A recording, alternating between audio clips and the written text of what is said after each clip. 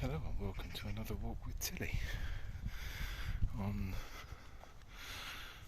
the rest of our beautiful morning's walk. And there's the Tilster. Come on Tilly, good girl. Good girl. She's enjoying her early morning stroll, as am I. It's incredibly still, so it's warm already and incredibly still. Interesting combination. Anyway, the other thing I was just thinking through was why are Liz Truss's lies not being properly examined and properly discussed by the various media outlets? We know specifically that she has definitively chosen to lie, not to mislead, to actively lie. And the example that I can categorically give where Liz Truss is a liar is the incident that I've already discussed, that happened a while ago at Hustings, where she put together an announcement that she was going to have regional pay bodies for civil servants. She said that. That's what she publicly said. She had literature that also said that, and said that the cost saving was going to be £8 billion by doing this. And a very brief look at the mathematics tells you that it would be impossible to do this without changing the pay of not just civil servants but all people paid from the public purse, i.e. firemen, policemen, nurses, etc. So, and this is the case. There's just no. It's more than the civil servants.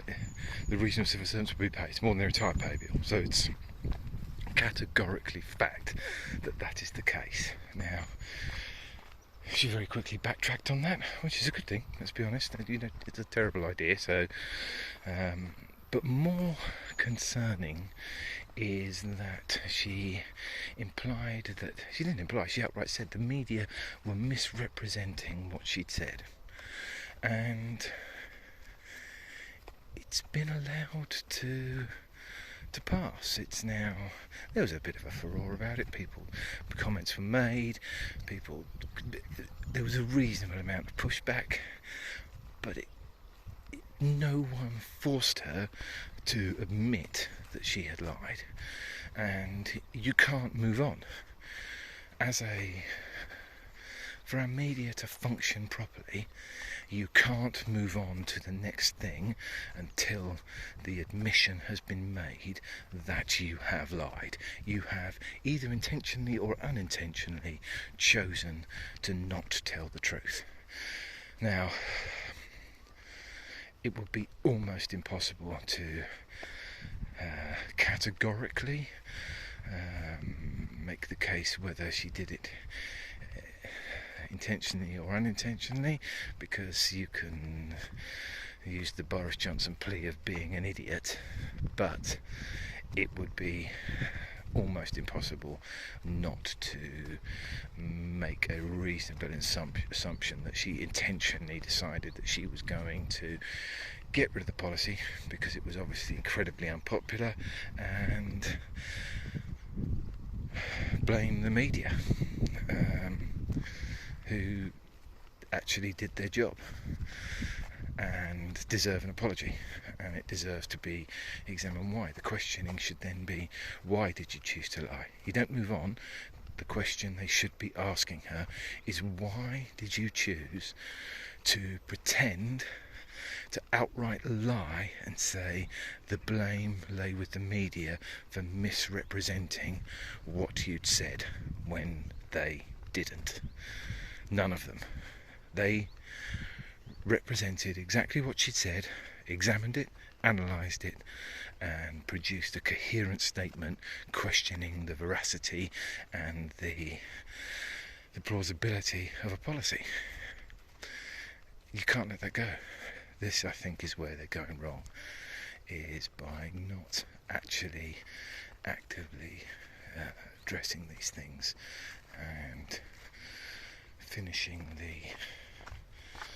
the discussion and putting the individual in a position where they say, where you literally say you've been proven to be a liar, unless you're prepared to apologise, then there's no further conversation to be had.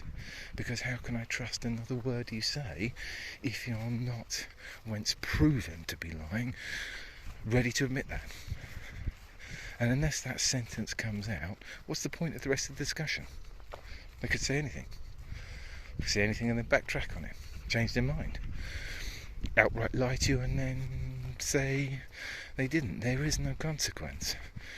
So unless Kate Burley, for example, or any of the others are willing to say, why did you lie, and why are you unprepared to apologise for misleading the public and actually lying to them, and sticking with that till it's so unbearable the person either apologises or continues to make the case of why they didn't lie, which would be ridiculous, and they'd look ridiculous, then the media aren't doing their job.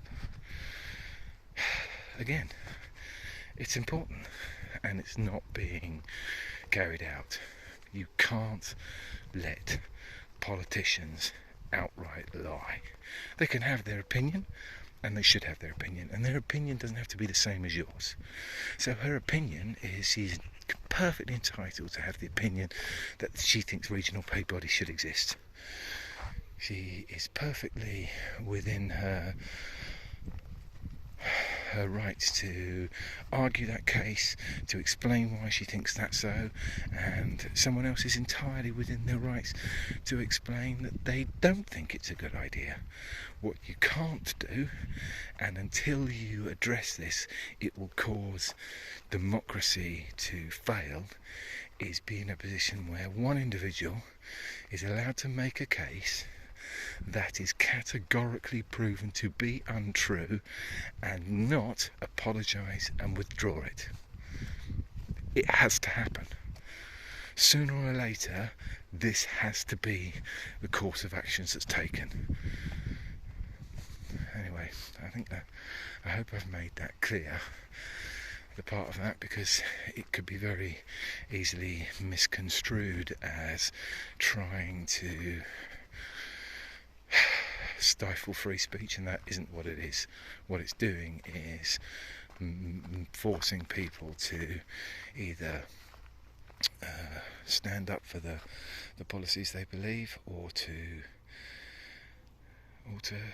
let them pass. Now I've got to wait for Tilly because she's miles behind.